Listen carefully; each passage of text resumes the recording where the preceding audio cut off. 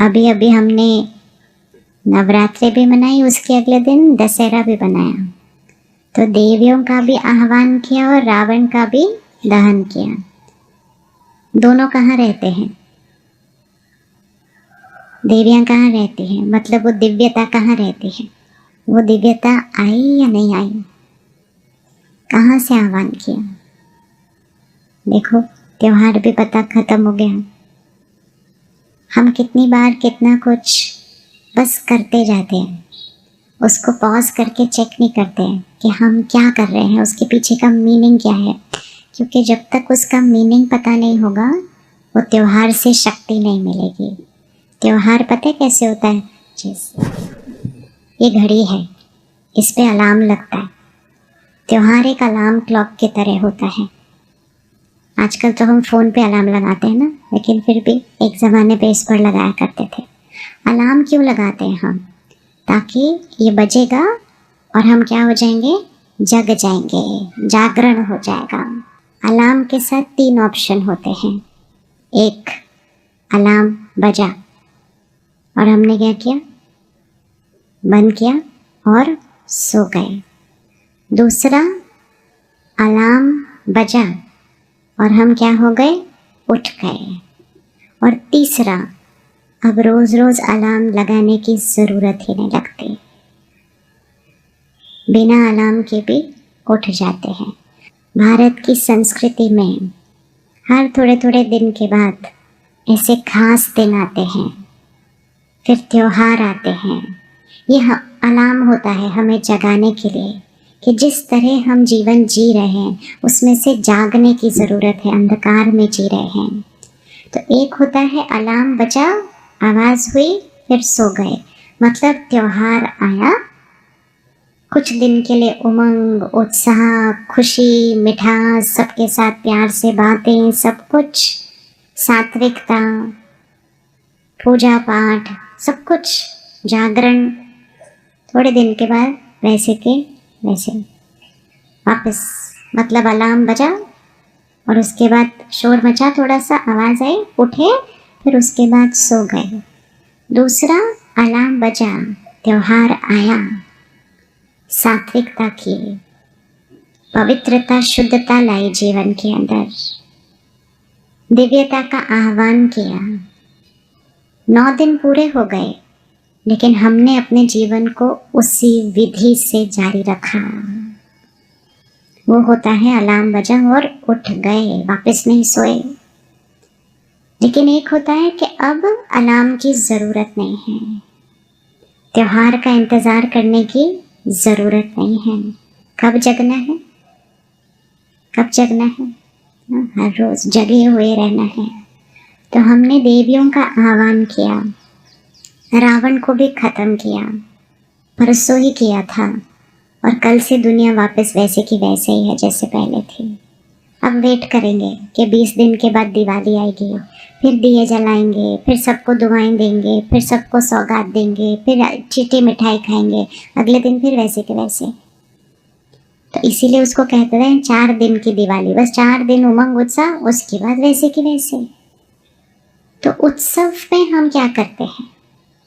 उत्सव में नवीनता आती है। उत्सव में सबके साथ बहुत प्यार से मिलते हैं, दुआएं देते हैं। किसी से नाराज़गी भी होती है ना, तो लोग कहते छोड़ ना, त्योहार है, आज नाराज़गी को पीछे रख, आज कोई नाराज़गी नहीं रखनी। हाँ, दिवाली पूरी हो जाएगी तो हमारी नाराज़गी वापस वैसे। वो कहते अरे कल तो आप बहुत अच्छे से बात कर रहे थे। कहते कल तो दिवाली थी ना, इसलिए। अभी दिवाली ख़त्म हो गई, ख़त्म हो गई। तो इसलिए अभी हमारे पास बीच में हैं 15-20 दिन। दिवाली आने से पहले दिवाली मनाते हैं, दिवाली आने से पहले दिवाली मनाते हैं। अगर दिवाली आने से पहले दिवाली मनाएंगे तो जब तक दिवाली आएगी तो हमारा तो दिया परमानेंटली जला हुआ होगा। दिवाली में सबसे पहले क्या करना शुरू करते हैं? जो भी शुरू हो गया होगा ऑलमोस्ट, क्या करना शुरू करते हैं? सफाई। हर रोज़ सफाई करते हैं, फिर भी दिवाली के टाइम ज़रा खास सफाई होती है सारी। हर रोज ऊपर ऊपर से सफाई होती है, दिवाली में कोने कोने कोने कोने की सफाई होती है। किसकी सफाई होती है? घर की सफाई होती है। दिवाली का घर से क्या कनेक्शन है? क्यों सफाई कर रहे हैं इतनी? तो कहते हैं लक्ष्मी जी का आह्वान करना है। फिर उस दिन पर हम दरवाजे खिड़कियां खुली रखेंगे कि कौन आएगा, कौन आएगा, किस किस के घर में आए, किस किस के घर में दरवाजे खिड़की से श्री लक्ष्मी जी आए। दरवाजे खिड़की से। हम तो श्री लक्ष्मी भी किसी और को कहते हैं, हमारे घर लक्ष्मी आई। हाँ, तो श्री लक्ष्मी जी का आह्वान करना मतलब अपने अंदर की प्योरिटी, पवित्रता, शुद्धता, दिव्यता, शक्ति का आह्वान करना। लेकिन दिव्यता का आह्वान तब होगा जब कोने कोने की पहले सफाई की जाएगी। कहाँ सफाई करनी है? यहाँ, यहाँ। किस किस को लगता है कुछ कुछ बातें हैं कोने कोने में पड़ी हुई ऐसे? हाँ, तो लक्ष्मी जी नहीं आएंगे ऐसे। लक्ष्मी जी को कैसे दिखाते हैं? कमल पुष्प के ऊपर खड़े हुए।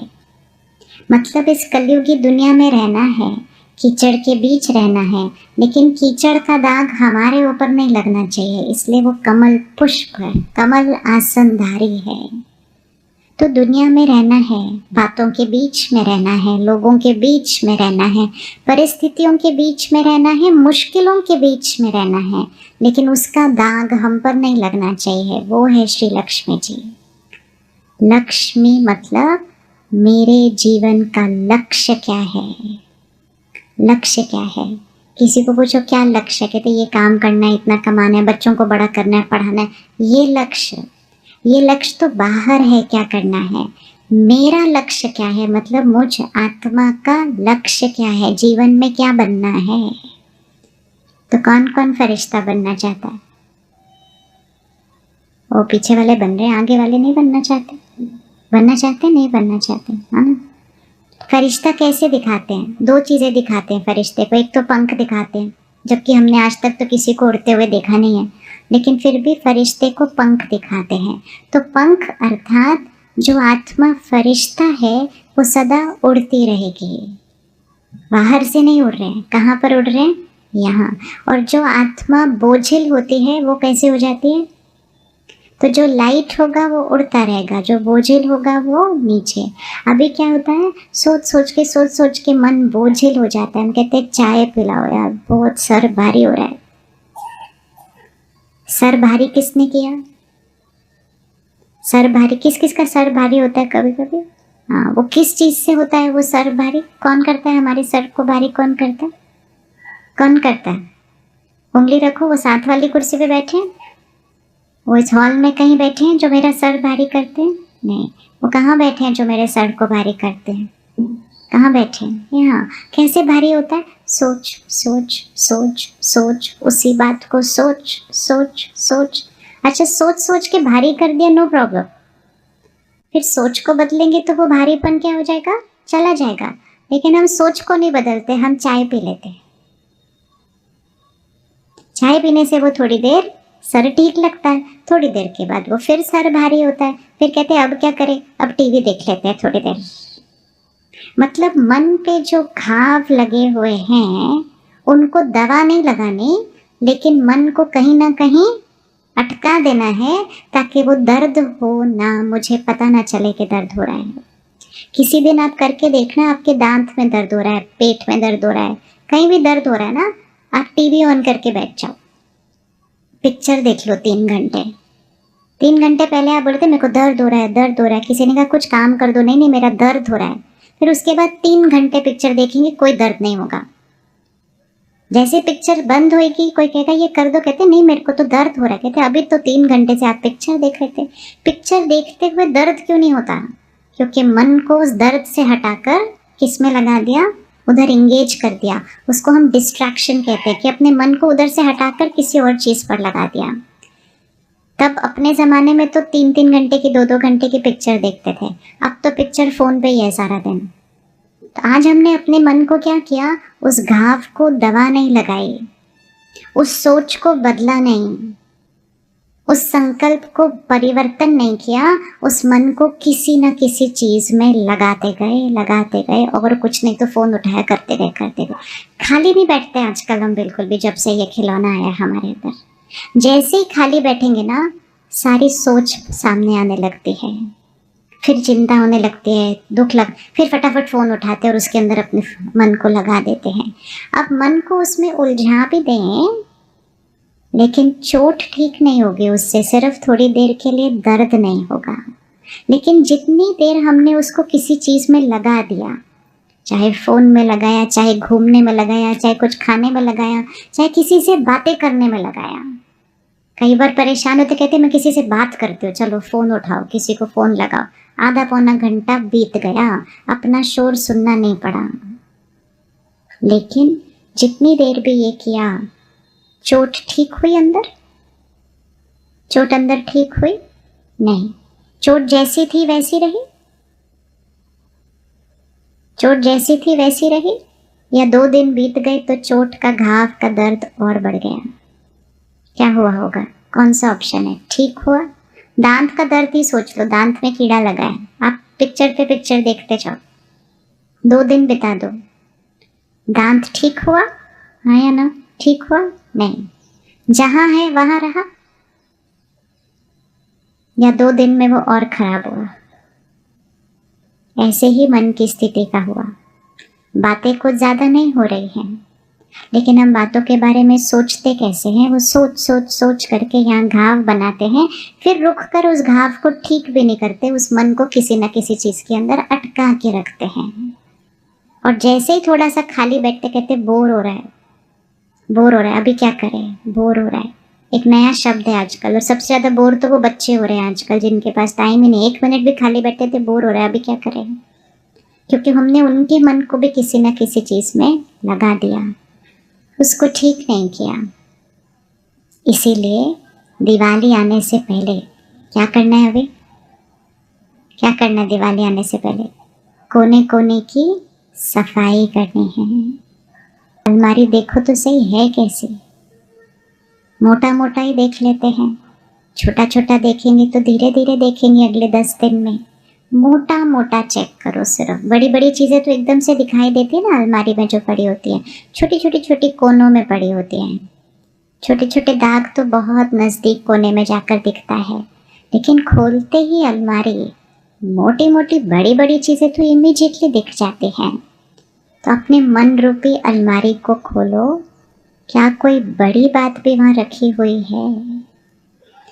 कोई बड़ी बात जो आत्मा की शक्ति को क्या कर रही है? घटा रही है, जो मेरे मन को तंग करती जाती है। जब भी वो याद आते हैं, दर्द अपने आप होने लगता है, कुछ करना भी नहीं पड़ता है। मोटी मोटी बात चेक करना, दूसरों की नहीं चेक करनी, अपनी चेक करनी है।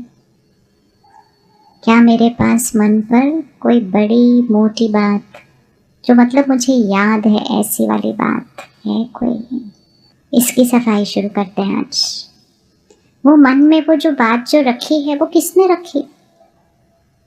वो मन की अलमारी में वो जो बात पड़ी है, वो किसने रखी? उसका जिम्मेवार कौन है? उस चोट का, उस घाव का जिम्मेवार कौन है? उस घाव का जिम्मेवार कौन है? किसका नाम याद आता है? क्योंकि उस चोट के साथ उस व्यक्ति का नाम भी रखा होगा साथ में, लेबल पे तो उस व्यक्ति का नाम होगा उस चोट के।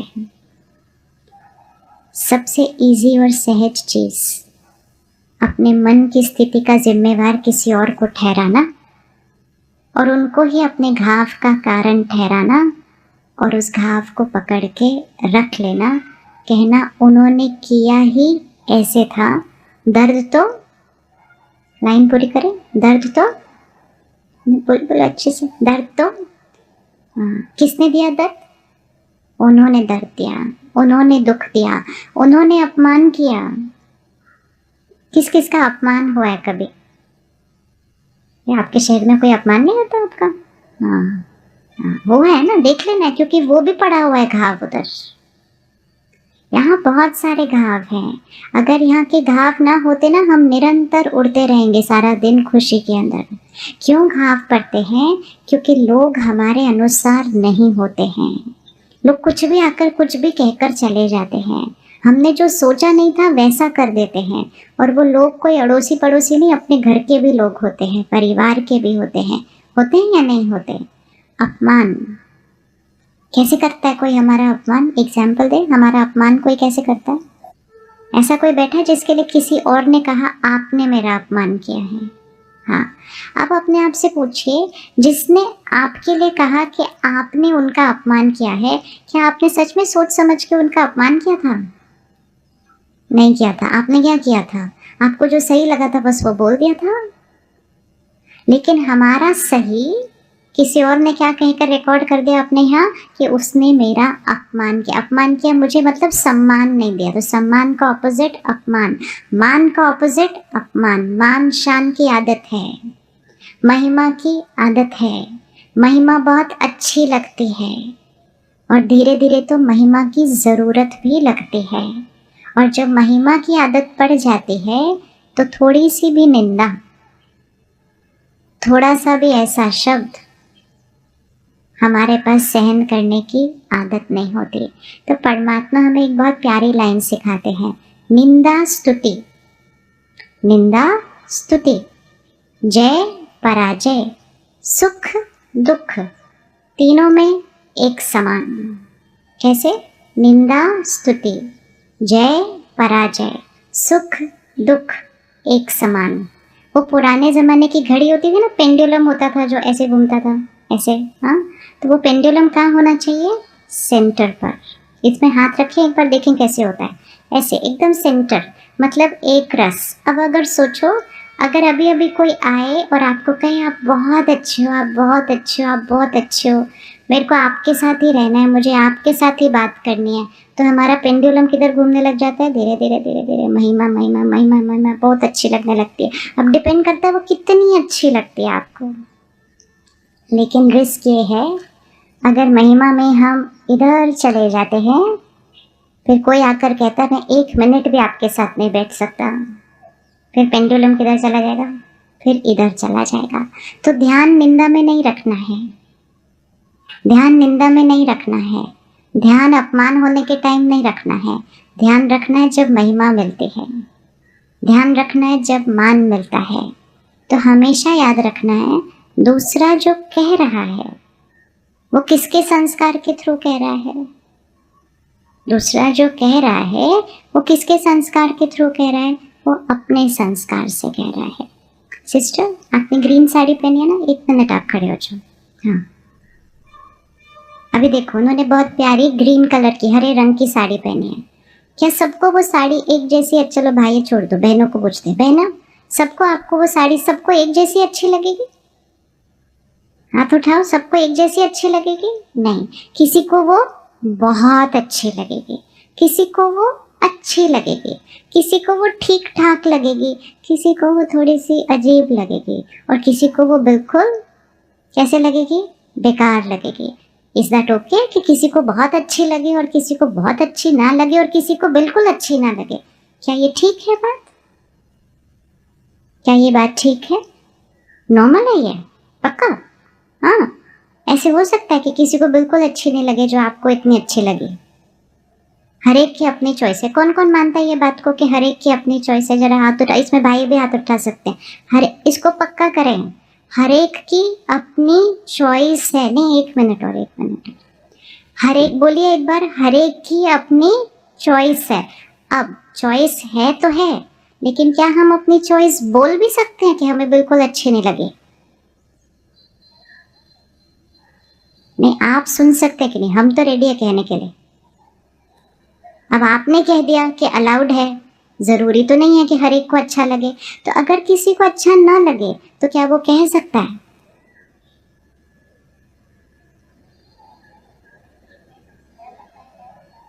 चेक करो, चेक, कुछ भी नहीं है, बहुत इजी है।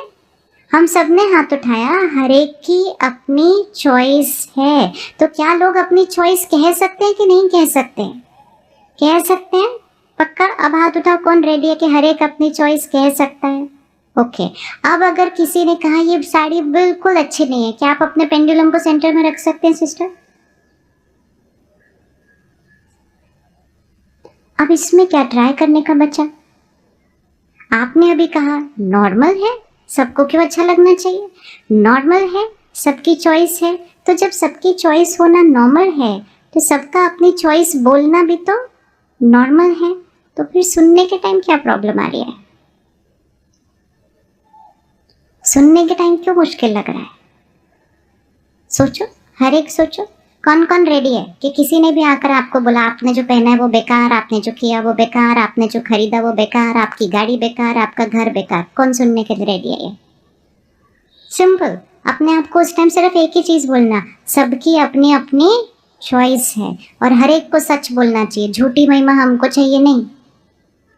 आजकल हमारे पास सच सुनने की ताकत नहीं है तो हम कहते झूठी महिमा करें, लेकिन महिमा करें तो मेरे मन की शक्ति किस पर टिकी है? दूसरों के झूठ सुनकर अपने आप को खुश करने पे टिकी हुई है।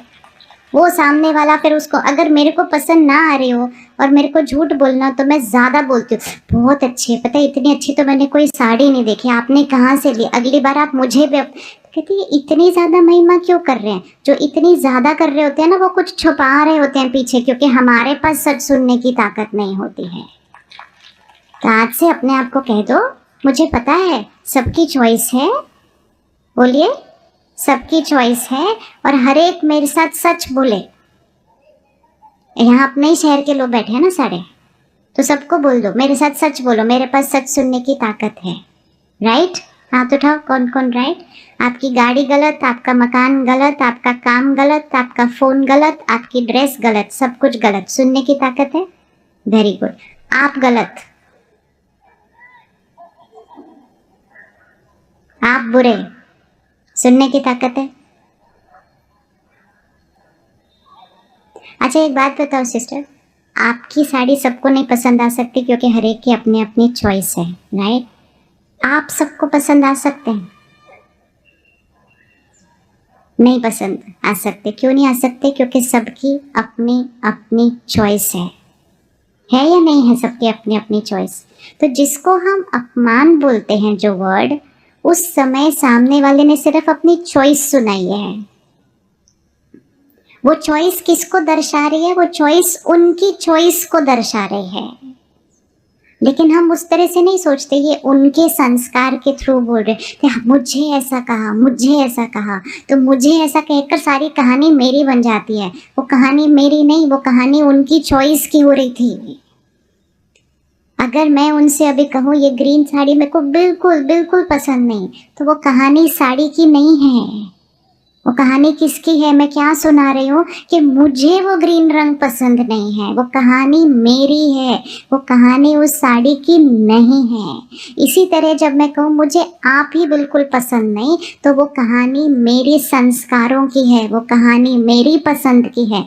वो तो जो है वो है, लेकिन हम उस बारे में नहीं सोचते कि मेरे को ऐसा कह दिया, और ये सोच सोच के एक कटोरा लेके पूरी दुनिया के सामने घूमते रहते हैं मेरे बारे में अच्छा बोलो। फिर लोगों को भी पता है तो वो झूठा झूठा बोलेंगे, इतने अच्छे लग रहे हो आप, इतने अच्छे लग रहे हो आप, इतने अच्छे लग रहे हो। इतना बोलना पड़ता है कि सामने वाले को भी दिखाई दे देता है कि सच नहीं बोल रहे, लेकिन फिर भी झूठ सुनकर अच्छा लगता है, क्योंकि कम से कम महिमा तो कर रहे हैं ना।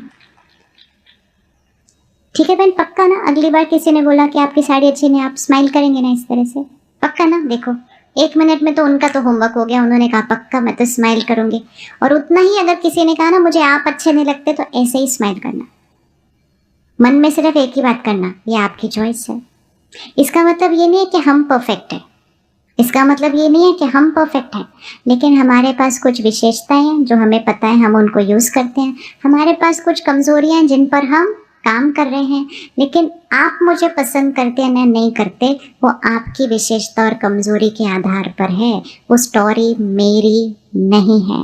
तो फिर अगर कोई हमारे से कुछ ऐसा कहे, उस समय मुझे अपने मन को शांत रखना है, तो उसके लिए मुझे एक सोच तैयार करके रखनी पड़ती है। क्या सोचेंगे उस व्यक्ति? चलो मैंने आपको बोल दिया मुझे आप पसंद नहीं, क्या थॉट क्रिएट करनी है जिससे मन की स्थिति बिल्कुल कैसी रहे, स्टेबल। जब हमने कहा साड़ी पसंद नहीं तो आपने इमीडिएटली क्या स्माइल करके क्या बोला, कोई बात नहीं, ये आपकी चॉइस है। और आपने तो एक और बहुत प्यारी लाइन कही, आपने कहा ये तो नॉर्मल है। कौन कौन मानता है ये तो नॉर्मल है कि अलग अलग पसंद होगी? ऐसे कैसे हो सकता है सबको सेम कलर पसंद होगा, राइट? अब एक मिनट में आप बैठ जाओ, शुक्रिया। कौन कौन मानता है सबको अलग अलग रंग पसंद होते हैं? Very good. खाने में सबको अलग अलग चीज़ें पसंद होती हैं, म्यूज़िक सबको अलग अलग पसंद होता है, घूमने का जगह सबको अलग अलग पसंद होती है। ऐसे ही संस्कार भी सबको अलग अलग पसंद होते हैं, ये नॉर्मल है। और कई बार जो संस्कार उनको पसंद है हो सकता है वो संस्कार मेरे पास नहीं है, और कई बार मेरे पास बहुत अच्छा संस्कार है लेकिन मेरा अच्छा संस्कार उनको प्रॉब्लम देता है। तो वो प्रॉब्लम किसकी है? वो प्रॉब्लम, उंगली रखो, वो प्रॉब्लम किसकी है? वो प्रॉब्लम उनकी है।